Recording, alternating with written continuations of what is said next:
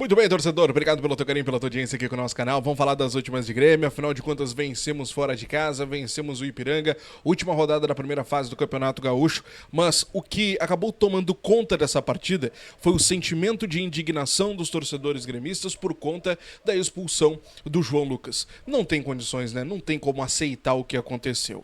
Principalmente as explicações. A explicação que foi dada ao Guto Peixoto depois pelo árbitro. Nós vamos falar sobre isso porque o Guto Peixoto ele fez pronunciamento, ele foi para os microfones, falou, o próprio o Desábato também foi para o microfone, falou sobre essa situação. Nós vamos falar sobre tudo isso já já, porque eu quero começar com vocês falando primeiramente, claro, sobre o jogo, até porque o Grêmio conseguiu essa vitória contra o Ipiranga, uma equipe que é bem montada, uma equipe que tem as suas valências também, tem as suas valias, mas que o Grêmio conseguiu neutralizar muito bem as atitudes do Ipiranga no jogo. Principalmente no primeiro tempo. O Grêmio construiu mais, o Grêmio chegou mais, só que tudo isso foi condicionado, foi colocado por água abaixo por conta de um erro de arbitragem tão ridículo, tão assim, ó, que não tem explicação. Porque ali aos 26 minutos, o João Lucas ele é tocado pelo jogador do Ipiranga por baixo e o João Lucas vai com a mão aqui já para proteger a queda e acaba acertando o rosto de outro jogador do Ipiranga. Muito bem. Se não houvesse o toque por baixo antes do João Lucas tocar no segundo jogador do Ipiranga, a gente até concordaria que era lance de expulsão, porque ele vai com o cotovelo direto na cara do jogador. Só que pegar somente o frame em que ele tá com o braço na cara do jogador do Ipiranga é muito mais do que covardia, é sem vergonhice. E eu tô vendo muitos, mas muitos idiotas compartilharem somente o frame em que o João Lucas tá com o braço já na cara do jogador do Ipiranga. Pega o lance desde o início, pega o lance no começo, quando ele é atingido pelo jogador do Ipiranga. Pega.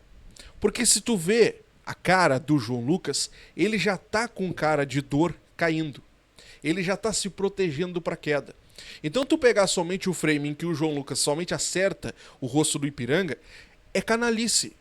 É canalice, é o cara que não quer entender o jogo, é o cara que não quer entender o que aconteceu. Ele tá simplesmente pelo barulho. É assim, ó, é de uma incompetência tão grande, porque nós não estamos falando apenas do árbitro que estava dentro do campo. Nós não estamos falando apenas do Bandeira que estava à beira do campo e poderia ter visto e não viu. Nós estamos falando de um árbitro de vídeo que tem mais 3, 4 companheiros que ficam numa sala maravilhosa com 500 monitores na frente dele e ele não conseguiu enxergar. Mas nós vamos avançar para o árbitro também, porque o árbitro foi chamado para a beira do campo, ele foi chamado para assistir e mesmo assim ele concordou com o que o VAR estava propondo a ele.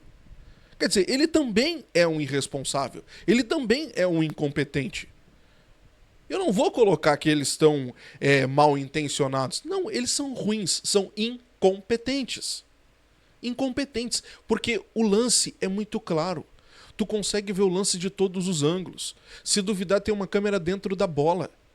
E os caras não conseguiram ver que o João Lucas estava caindo no momento do choque com o jogador do Ipiranga.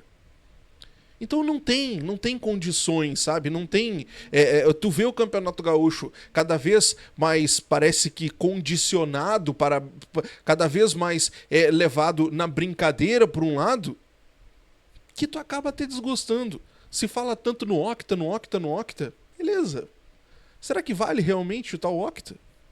Será que vale realmente daqui a pouco colocar em risco com jogadores num time misto, num time desentrosado, a Copa do Brasil, para poder jogar o Campeonato Gaúcho? Porque o que a gente tá vendo é esse caso ridículo. É ridículo o que a gente vê em campo. E eu não tô falando do João Lucas porque o João Lucas é um jogador primordial, porque é um jogador decisivo, porque tava fazendo uma grande partida. Muito pelo contrário, o João Lucas tá jogando nada. O João Lucas nem desembarcou em Porto Alegre praticamente. O João Lucas fazia uma partida bem para menos.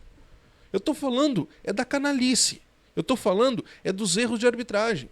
Porque no mesmo momento em que o Grêmio estava sendo garfado lá em Erechim, o nosso rival estava tendo um pênalti em que o jogador dá um mergulho em que o jogador se atira, que foi o pênalti em cima pro Ener Valencia. Então, tu vai perdendo o gosto, né? Tu vai perdendo o gosto. O Grêmio conseguiu controlar a partida, conseguiu fazer um bom resultado, né? O Monsalve, mais uma vez, uma partida espetacular do Monsalve, um gol magnífico, espetacular, driblando todo mundo, passou entre o zagueiro e o goleiro, fez um gol maravilhoso. Mas assim, manchou a partida. Manchou. E se a gente tivesse perdido, os caras estariam dizendo, é choro porque perdeu. Mas não é, a gente venceu. Venceu. E não é a primeira vez. Não é a primeira vez que acontece. A gente vai enfrentar o Juventude fora de casa, tá? Na decisão. A gente faz o primeiro jogo na nossa arena no sábado que vem. E depois enfrenta o Juventude na segunda partida fora de casa. Vai ser um jogo complicado, não vai ser nada fácil. E como eu disse pra vocês, olha, sinceramente, desgosta. Desgosta. Daqui a pouco tu acaba colocando em risco uma classificação para as próximas fases da Copa do Brasil para jogar essa porcaria desse Campeonato Gaúcho, que eu particularmente sou a favor de colocar a gurizada para jogar. Sou a favor de colocar a gurizada pra jogar. Agora, nesse momento, pra entrosar time até serve, mas não tenho aderência nenhuma por esse gauchão, de verdade. Se ganhar, óbvio que vou comemorar, mas, cara, é comemorar pra tirar sarro do outro lado, porque dizer que é um grande título ou coisa assim, todo mundo sabe que não é. Olha só, o Leandro De Sábato, ele foi para a coletiva depois da partida e falou também sobre esse lance. Ele disse, até estava meio acanhado, falando pouco, né? Parecia não entender muito as perguntas. Então, parece ter um pouco de dificuldade ainda em entender o português, o De Sábato, mas ele não concordou com a expulsão, por óbvio, né? Diz que o juiz se precipitou totalmente. Ele foi questionado principalmente sobre o planejamento, o que muda daqui para frente, sabendo que o Grêmio tem um confronto na semana que vem contra o Juventude, que é primeiramente na nossa casa, depois vai ter que decidir fora de casa.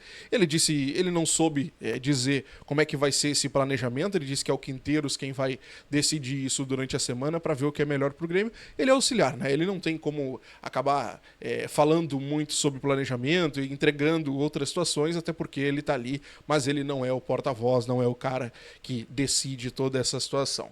Mas o Leandro De Sábato falou sobre essas duas situações, tá? O Guto Peixoto, e aqui era muito cobrado também nas redes sociais, principalmente depois desse lance ridículo, ele fez um pronunciamento. Depois da entrevista do auxiliar, ele botou a boca no microfone e falou. Reclamou da escolha do árbitro, reclamou da escolha do VAR. Ele disse que um dos adversários, ele não cita nominalmente o Inter, tá? Ele disse que um dos adversários passou a semana toda condicionando a arbitragem e deu certo. E o resultado era o que a gente viu em campo com a expulsão do João Lucas. O lance da expulsão, ele acredita que não seria lance nem para amarelo, porque o jogador se protege ao cair. Só que o que ele traz de detalhe que a gente acabou não vendo, que a gente acabou não tendo, é a explicação do árbitro para a expulsão. De acordo com o Guto Peixoto, diretor de futebol do Grêmio, o árbitro explicou para ele que, vejam só, quem cai para frente não coloca o braço para se proteger. Senhores, olha, quem cai para frente não coloca o braço para se proteger. Sinceramente. Não. Gente, tem explicação uma coisa dessa? Tu tá caindo, tu não vai pôr a mão. Tu tá caindo. Tu não vai pôr a mão. Tu vai cair de cara no chão. É um absurdo, gente. É um absurdo, tá? Ele citou, o Guto Peixoto na coletiva, ele citou como o D'Alessandro falou durante a semana, principalmente, a forma como o D'Alessandro se comunicou, tá? Porque o D'Alessandro ele foi muito criticado também sobre essa fala dele, né? Sobre essa forma como ele falou, porque ele foi num tom agressivo, insinuando situações. Isso tudo foi muito repercutido nas redes sociais. E o Guto fez questão de pontuar essa situação também. Porque o D'Alessandro insinuou muitas coisas. Então é importante essa posição do diretor de futebol, essa posição oficial do Grêmio, porque o próprio Guto, ele disse que o Grêmio tem reclamado nos bastidores, que o Grêmio tem conversado com a FGF sobre esta situação dos erros de arbitragem, mas que não vem tendo efeito. Ele disse que se sente envergonhado, mas parece que a única forma de alguma coisa acontecer, de melhorar, de se ter um senso de justiça, pelo menos, é indo aos microfones. E é isso o que o Grêmio reclama. No caso, o Guto Peixoto, ele chegou a dizer que, olha, enquanto pro outro lado lá teve 5 pênaltis, já 5 lances, para nós tivemos já 3, 4 que nada foi marcado, nos prejudicando. Então, ele fez questão de dizer, não é que a gente está reclamando que estão marcando. Tudo bem, pode ser pênalti, não tem problema nenhum. Mas por que só marca para um lado e para o outro não? Não é querer ser beneficiado, é senso de justiça. Se está acontecendo para o Grêmio, marca também para o Grêmio. Se está acontecendo para o Inter, marca também para o Inter. Mas marca o que é real, o que é verdade. Não inventa. Né? Não inventa. Que nem o que a gente viu hoje. É ridículo. É ridículo. O que inventaram para expulsar o João Lucas é ridículo. O que inventaram para dar um pênalti pro rival é mais ridículo ainda. Então tá tudo muito explicado. Existe uma guerra nos bastidores. Existe uma briga nos bastidores. O D'Alessandro tá indo pros microfones. O diretor de futebol do Grêmio teve que ir também. E ele fez questão de dizer, eu não sou jogador. Eu não sou ex-jogador. Eu não sou, né? Mas eu tô aqui para falar. Ou será que é só ex-jogador que pode falar? E ele foi, botou a boca no microfone, falou e representou. Porque o torcedor gremista está cansado de ver o Grêmio ser garfado. O Grêmio não pode ser garfado. O rival também não pode ser garfado. E eu não estou defendendo que um dos lados seja prejudicado. Muito pelo contrário. Justiça. E é isso que a gente não está tendo nesse Campeonato Gaúcho. Quero saber a opinião de vocês. Comenta aqui embaixo. Grande abraço e até a próxima.